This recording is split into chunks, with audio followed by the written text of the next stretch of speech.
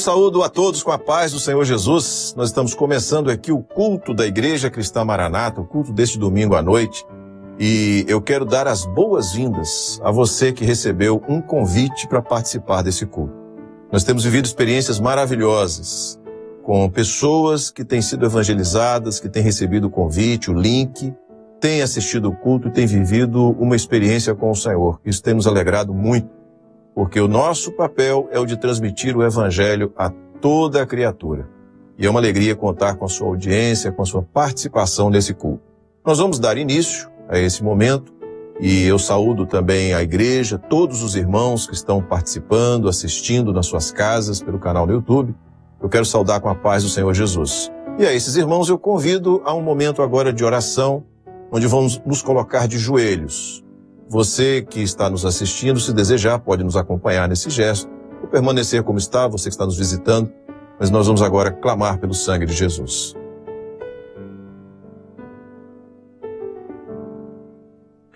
Senhor, nós clamamos pelo poder que há no sangue de Jesus, pedindo, Senhor, a Tua bênção, perdão dos nossos pecados, o acesso à Tua presença, Senhor, e a bênção, a alegria de vivermos um momento de profunda comunhão com o Teu Espírito. Senhor, que os louvores, a Tua palavra, Senhor, falem profundamente aos nossos corações. É a oração e o clamor que fazemos pelo sangue em nome de Jesus. Amém. Todos podem se sentar? Nós vamos louvar ao Senhor. Vamos cantar um hino de louvor, de adoração ao Senhor. O Espírito Santo de Deus já está agindo. Deixe o Espírito agir na sua vida. Não apenas assista a esse culto, participe dele. O louvor vai estar sendo tocado, a letra estará na tela, você pode cantar, louvar ao Senhor junto conosco. Vamos adorar o nome do Senhor.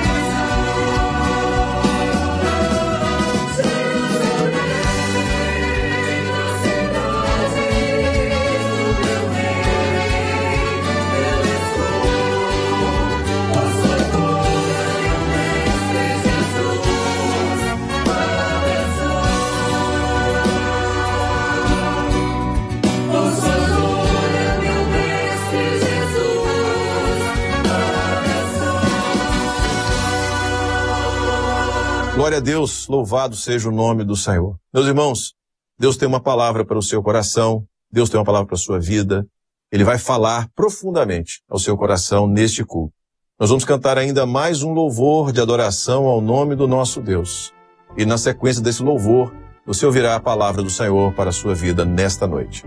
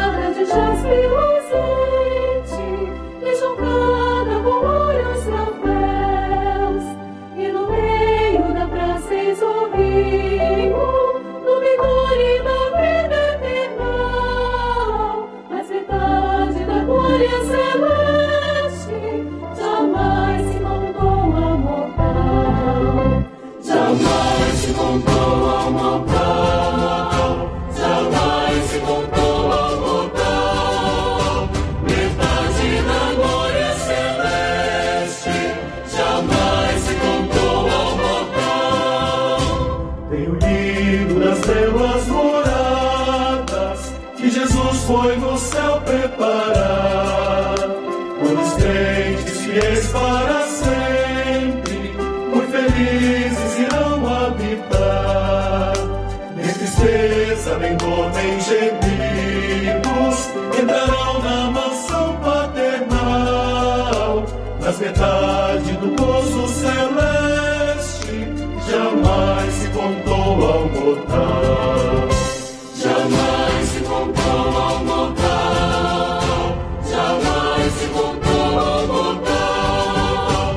Metade da glória celeste, jamais se contou ao mortal.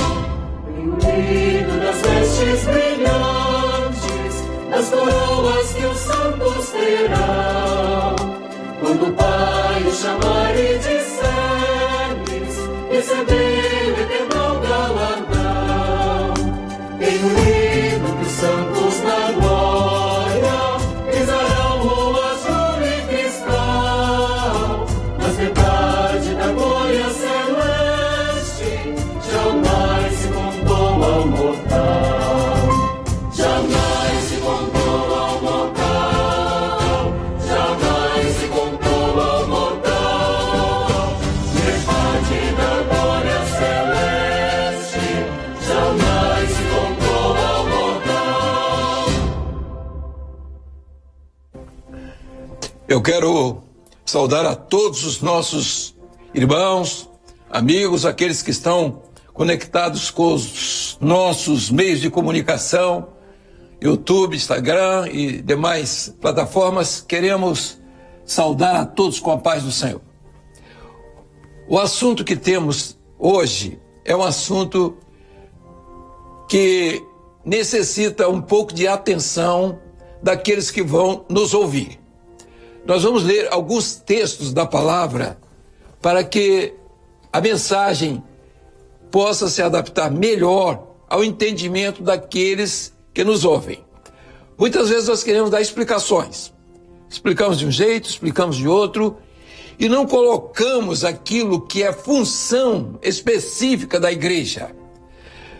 E, por vezes, nós fazemos compartimentos, e onde as pessoas que nos ouvem têm que estar dentro daquele compartimento, estabelecido, muitas vezes, pela boa maneira de falar, pela forma de apresentar os assuntos, especificamente a doutrina. Então, nós vamos sair um pouco disso no sentido de entender o que é que estamos vivendo e estamos diante de quê, o que que nos rodeia, o que que nos espera, qual o tempo, e nós temos que nos posicionar diante de tudo isso, diante da palavra de Deus. Há um versículo, há um texto, uma parte de um texto no livro de Gênesis, no capítulo 4, no verso 7, onde uma pergunta: não haverá aceitação para ti? Essa pergunta foi feita a Caim. Ele tinha cometido uma falta grave e na conversa, no diálogo que ele teve com Deus, a pergunta que o Senhor Deus faz a ele: não haverá aceitação para ti? Como diz assim, se você tiver a sua vida acertada, você não vai, não é? Você será aceito, você não será aceito, você vai ser aceito se você tiver a sua vida acertada. Então vejam só, a partir daí nós vamos ver a nossa posição como homens. Somos homens e Deus é Deus. Deus tem um projeto de salvação para o homem. O projeto de salvação para o homem está dentro daquilo que foi feito, criado, e tudo aquilo que Deus organizou para o homem. Então ele criou um mundo e colocou o homem neste mundo com toda a capacidade de resolver os seus próprios problemas, de viver em sociedade, em família, ter os seus recursos para a subsistência, onde ele teria uma vida com um começo, meio e fim. Então ele teria, na verdade, o nascimento, uma história e o seu final, que é a morte. Todos iriam passar por isso. A partir do Éden, essa definição ficou clara. Agora, a pergunta é esta: não haverá aceitação para ti? Vamos dizer uma coisa, somos livres. O homem foi feito para ser livre. Então, existe na Bíblia a palavra, né, uma expressão chamada livre-arbítrio, onde o homem é árbitro de si mesmo. Então, ele não foi colocado no mundo para viver aquilo que era a vontade de Deus, explícita ou expressa vontade, como se fosse uma cobrança. Não, o homem recebeu a bênção de tudo estar pronto na criação, e ele agora ia viver esta criação. E ele, nisso aí, ele foi competente, porque Deus lhe concedeu, como coroa da criação, a razão, né, o entendimento, aquelas coisas que o homem tem, que é diferente dos demais animais. Mas vejam só, quando nós comparamos as coisas, nós vemos e podemos fazer algumas apreciações. Dizer assim, a vida é bela. A vida é bela. O salmista, os salmos, né, que ele escreve seus salmos, na sua grande maioria, ele faz uma poesia da vida, né? Ele diz assim, ele olha para o céu e diz assim: quando vejo os teus céus, obra dos teus dedos, o sol, a lua e as estrelas que preparastes. Então ele faz uma ode à criação. Ele diz: seu é o mar, pois ele o fez, e as suas mãos tornaram a terra seca. Quando o homem está diante de tudo isso, não somente dessas belezas, mas quando se lê o livro de Cantares, que é uma história de um amor no meio de vamos dizer, um jardim de flores e frutos. Então, há um encanto em tudo que... A poesia lírica, a poesia hebraica é rica no Velho Testamento de conceitos, de beleza, de histórias, então, a respeito da criação e do mundo, dos céus, da terra e de tudo isso que aí existe. O homem tem sido competente para viver e para tentar aproveitar tudo isso. A vida é bela. Você vive com seus parentes, com seus amigos, vizinhos, pessoas conhecidas, você, irmãos. Hoje você tem uma igreja onde todos estão unidos, né? No mesmo propósito, no mesmo ideal, sofrendo, chorando com os que choram, alegrando com os que se alegram. Então, não estamos largados, abandonados. Se a nossa família terrena aqui nos abandonar, nós temos uma família que o Senhor nos colocou à disposição, que são os nossos irmãos, aqueles que sofrem conosco, aqueles que oram por nós, aqueles que vigiam por nós, aqueles que são nossos irmãos e que sabem que um dia estaremos juntos para sempre. Mas vejam só, a pergunta do Gênesis é essa: não haverá aceitação para ti. O que diz a Bíblia? Nada escapará ao julgamento. Agora, isso é importante. Nada escapará ao julgamento de Deus. O homem vive aqui, ele está vivendo, ele tem os seus valores, ele tem as grandes bênçãos à disposição dele, mas ele também vai prestar contas. Porque a criação foi dada, tudo foi feito. Está aqui, ó, olha aqui, nada faltou. Então, Deus não somente criou, mas ele providenciou os recursos para que essa criação permanecesse por um tempo. E nós vivemos disso. Nós vemos um mundo que não perdeu até hoje, apesar do crescimento populacional, apesar do desmonte que o próprio homem faz, mas ele não perdeu a sua beleza, o seu encanto e a própria vida.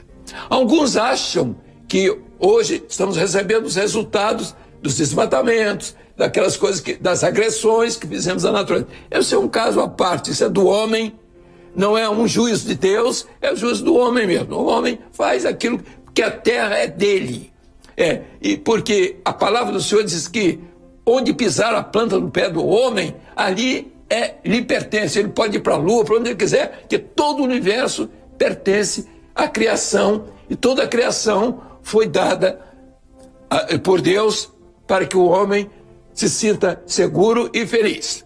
Mas vamos aqui, então, entender que haverá um julgamento. Todos nós seremos julgados. As pessoas acham o seguinte, que nós vamos ser julgados aqui na terra pelo aquilo que fazemos. Não, existem leis aqui na terra que, evidentemente, e podemos até dizer, operações, né, que não são de Deus, mas que são do mal, elas mesmas se incumbem, é reino contra reino, é nação contra nação. E quando, às vezes, alguém pratica algum ato que não é correto, seja ele indigno, ele, às vezes, recebe a resposta aqui mesmo, que não é o julgamento de Deus, que é o próprio julgamento do mundo, do homem. Então, o homem estabelece suas leis não somente do visível, mas do invisível. Aí está o problema. Então, porque a nação contra a nação, o reino contra reino, então isto existe. E o homem está no meio de tudo isso. Mas vamos ao caso aqui. Então, a vida, para muitos, então, também é de alegria. Há pessoas que se sentem alegres, né? Tem uma vitória aqui, outra vitória ali, alguns que passam, né, em concursos, outros são admitidos a empregos, outros prosperam a sua vida material, também no casamento, na família. Então, o homem tem tudo para ser feliz. No entanto, aqui não é o lugar do homem. Aqui não é a terra que vai ser definitiva. Isso todo mundo sabe. Porque o homem sabe que um dia ele nasce, ele vive e depois morre. E aí está também um problema da aflição do homem. Ele não sabe por que nasce, porque vive e por que morre. E ele não tem resposta para isso. E a resposta está exatamente naquilo que Deus, que fez todas as coisas, providenciou também para o homem um outro lugar, uma outra vida, onde o homem vai viver sem as peripécias dessa, sem passar pelos resultados dessa existência. Alguns bons, na sua maioria, felizes, e alguns também doídos, sentidos, amargos, não é? Quando a vida às vezes é retirada de um ente querido, ou seja, do que for, um acidente, coisas que nós estamos vendo a todos os instantes, que estão dispostas aí no mundo, não é só para os que estão passando, não, para nós também. Estamos sujeitos às mesmas coisas. Mas isso não é o julgamento de Deus. Deus não está nos julgando por causa disso. Aí são os efeitos que nós mesmo temos na nossa própria. Quando você tem problema genético, o problema é humano. Quando você tem o problema dos vírus, o problema é humano. De certa forma, nós estamos aqui acusando o homem ou grupos, dizendo que o homem, pelo fato de conviver em sociedade, ele tem suas trocas e tudo isso é até natural e normal. Mas vejam só, os irmãos, aonde queremos chegar? Todos seremos julgados. O que diz a palavra do Senhor? A alma que pecar, esta morrerá. Isso é uma lei bíblica. A alma que pecar, essa morrerá. E o que ele diz mais na Bíblia? Todos pecaram e destituídos estão da glória de Deus. Mas todos estarão diante de um trono de julgamento. Haverá um julgamento. Então, quando nós lemos no Apocalipse, vamos estar dizendo o texto que todos estaremos diante do trono branco. Em Apocalipse, no capítulo 2, o verso... no capítulo... no capítulo 20, verso 15, nós lemos: aquele que não foi achado no livro da vida. Então vou ler aqui Apocalipse 20, 15. Vamos ver se eu leio com mais propriedade aqui. E aquele, Apocalipse agora, vamos aqui ao julgamento. E aquele que não foi achado escrito no livro da vida foi lançado no lago de fogo. Aqui está um julgamento. A primeira pergunta que eu faço a você, ao meu irmão, a seja quem for: você tem a certeza de que seu nome está no livro da vida? Isso é importante. E quem é que está com o nome no livro da vida? Aqueles que aceitam Jesus como seu Salvador. Diz assim: de maneira nenhuma riscarei o seu nome do livro da vida. Então, isto é bíblico, é uma promessa para o homem. O seu nome não vai ser desligado, riscado, se você estiver com Jesus. Se você entender que Jesus é o dono de todas as coisas. Interessante. Assim, o seu nome será chamado Conselheiro, Deus Forte, Príncipe da Paz, Pai da Eternidade. Jesus não é aquele mendigo. Barbudo, não quer dizer barbudo, não quer dizer nada, que é uma forma, né, de experiência de épocas das pessoas, é moda. Na época de Jesus, né, ele usava, presume-se isso. Mas vejam só, ele não é um moribundo. Ele não está dependendo do seu dinheiro. Ele não está dependendo do seu prestígio. Ele não está dependendo dos seus gestos, da sua maneira de se impor, falando no público, fazendo gestos, coisas assim, bonitinhas. Ele não está dependendo disso. Na verdade, Jesus tem uma missão, que é de salvar. Agora, ele só vai salvar quem precisa e quem quer. Agora nós não vamos demorar, não. Eu vou ler os textos agora da palavra de Deus, que estão aqui com muita clareza. Então, primeiramente, o seu nome vai estar no livro da vida. Está? Foi contado? Então vamos assim. Ao que vencer, no verso 7, Apocalipse 21, 7. É assim: quem vencer, observe, herdará todas as coisas, e eu serei seu Deus, e ele será meu filho. Você quer ser de Deus? Você quer ser filho de Deus? Você precisa vencer. Porque você tem uma herança que Jesus trouxe, que é a vida eterna. Essa herança que é importante. Agora, eu não posso te convencer disso. Eu posso te dizer o seguinte: que o Espírito Santo é quem vai fazer isso na sua vida, como é na minha, e faz de outros. Mas é preciso que o seu coração esteja aberto. Mas vamos lá. O que diz a palavra? Os que não vão vencer. Por quê? Qual o problema? Alguns não vão vencer, não vão vencer, vão ter dificuldades. E aí está a função da igreja, e dizer o que está na Bíblia. Eu não vou dizer o que diz a igreja cristã Maranata, vou dizer o que diz na Bíblia. Então diz assim, Apocalipse 21, verso 8, o que diz? Mas quanto aos tímidos, e aos incrédulos, e aos abomináveis, e aos homicidas, e aos fornicários, e aos feiticeiros, e aos idólatras, e a todos os mentirosos, a sua parte será no lago que arde com fogo e enxofre, o que é a segunda morte.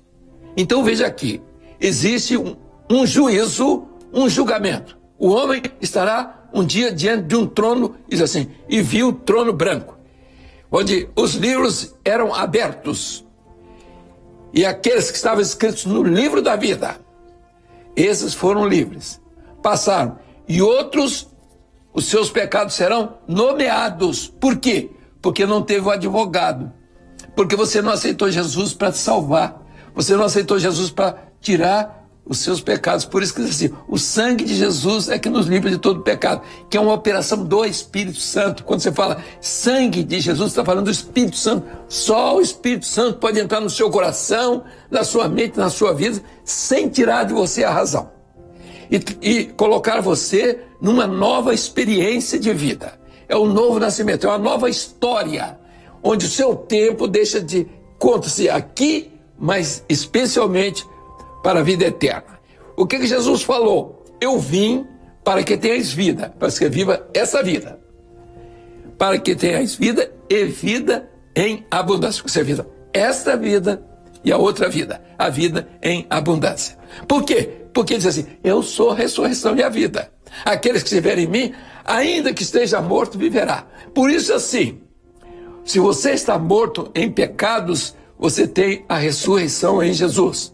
É a nova vida, é a vida eterna que Deus tem para você e para a sua vida. Agora vejam só, o que diz ainda, a eternidade, um lugar onde só entrará aqueles que o Senhor irá permitir.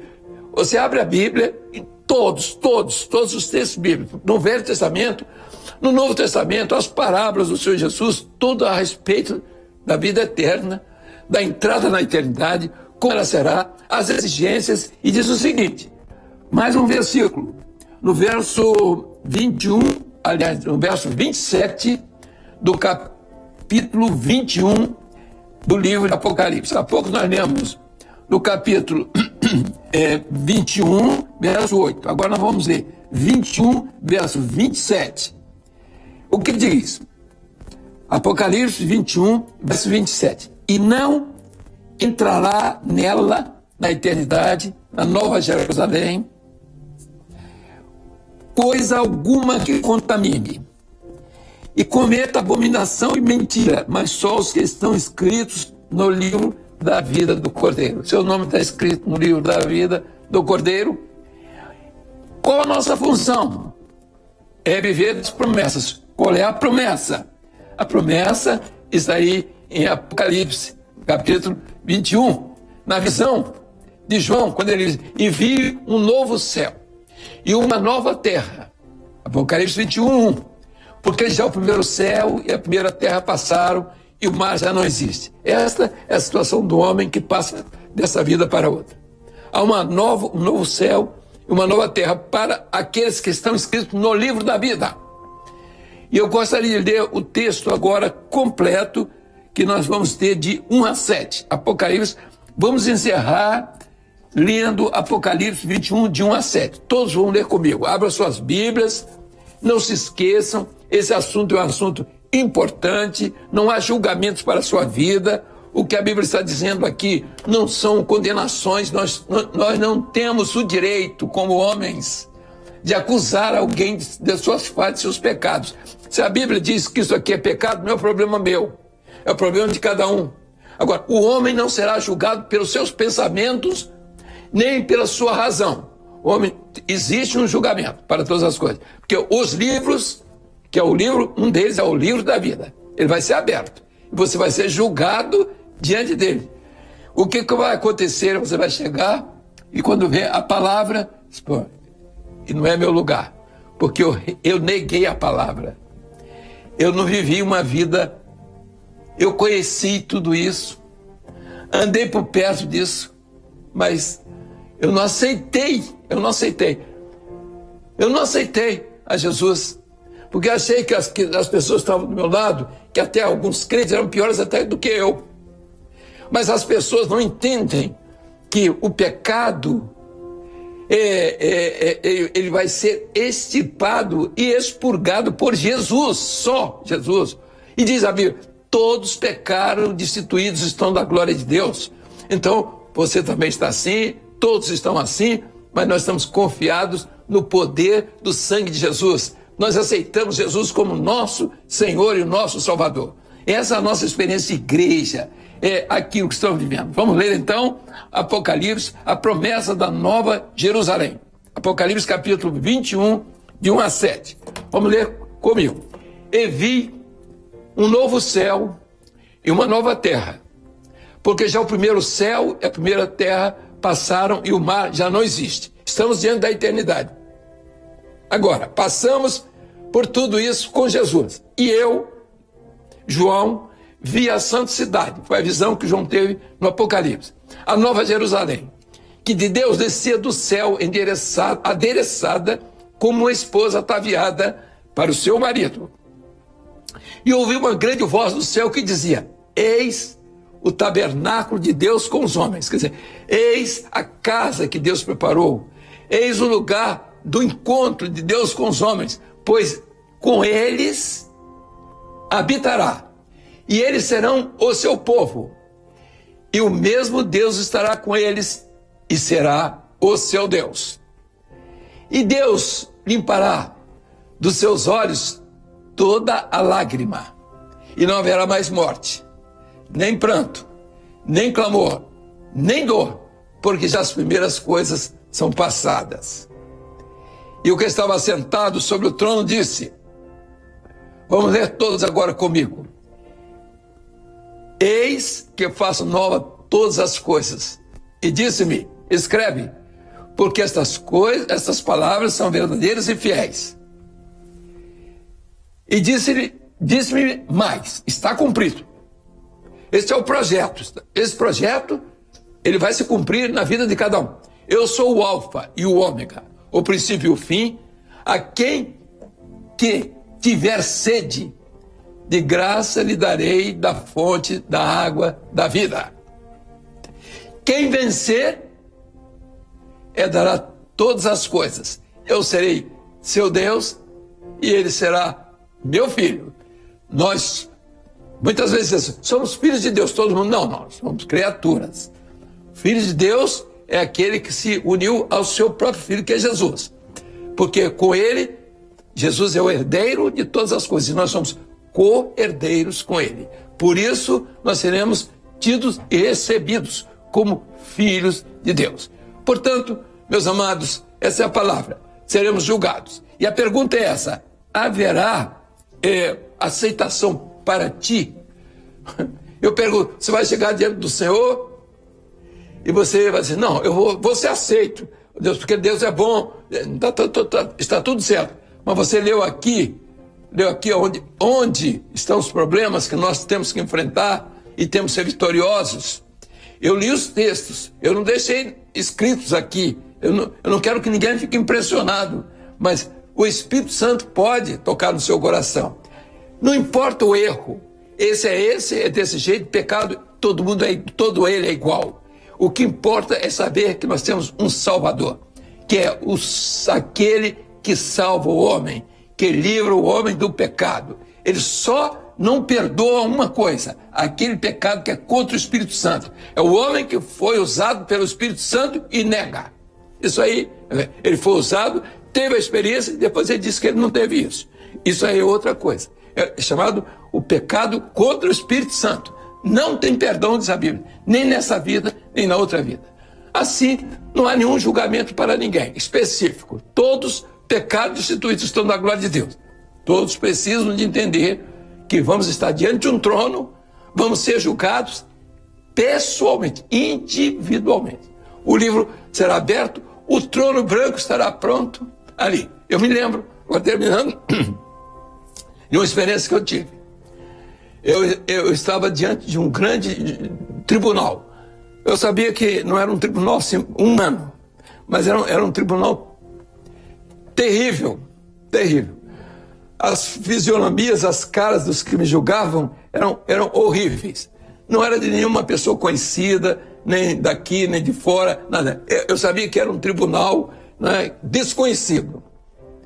E eu estava vendo a hora que eu ia me apresentar diante daquele tribunal. E o que eu ia apresentar diante daquele tribunal? Porque naquele tribunal só tinha acusação. Mas ali isso me mostrou que nesse tribunal da acusação, Deus tem o Espírito Santo para acompanhar a sua vida. E ele te ensinará todas as coisas, até aquilo que você deve falar nesse tribunal. É a sua posição diante de Deus. Aceita a Jesus. não haverá aceitação para ti? Ah, sim, haverá aceitação para ti. Mas atenda aqui, saiba disso, não é amanhã, é hoje. O dia passa, o tempo está correndo. A qualquer hora somos chamados. Haverá aceitação para ti? Você vai estar diante do Senhor, mas qual é a sua demanda diante do Senhor? Você vai dizer que ele é injusto? Ele vai aceitar, não é? E de que você é justo, você já se julgou a si próprio, não é? Então você acha que é uma pessoa extraordinária. Não existe isso. Que Deus te abençoe. Não haverá aceitação para ti? Haverá. Se Deus quiser. A paz do Senhor.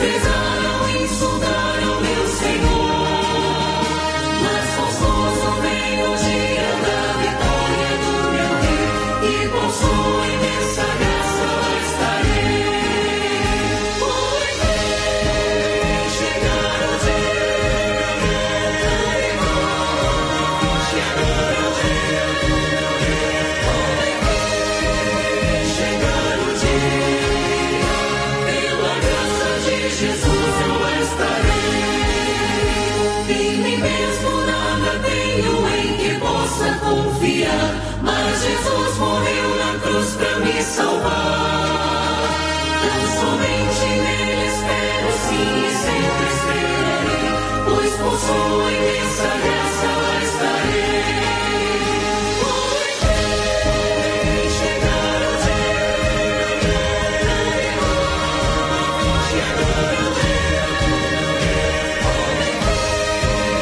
chegar o dia.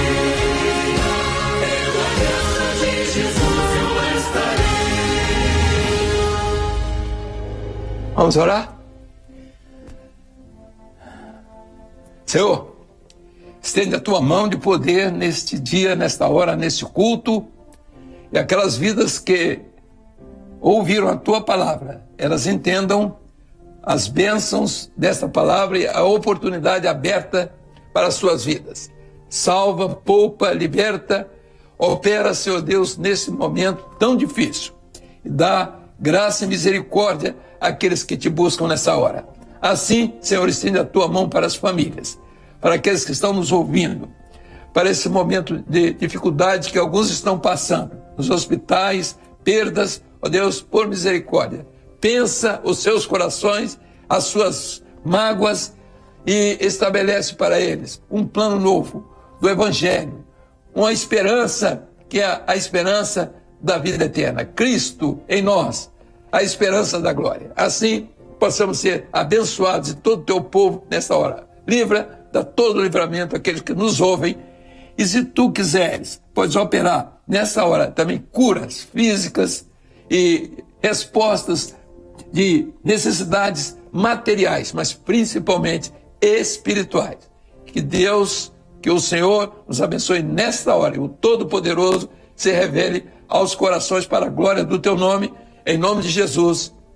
Amém. E em teu nome, dizemos, a graça do nosso Senhor e Salvador Jesus Cristo, o amor incomparável de Deus, o nosso eterno Pai, o poder, as santas, doces e eternas consolações do Espírito glorioso do Senhor Jesus, seja convosco, amados, e com todo o povo de Deus, agora e para sempre. Amém. A paz do Senhor.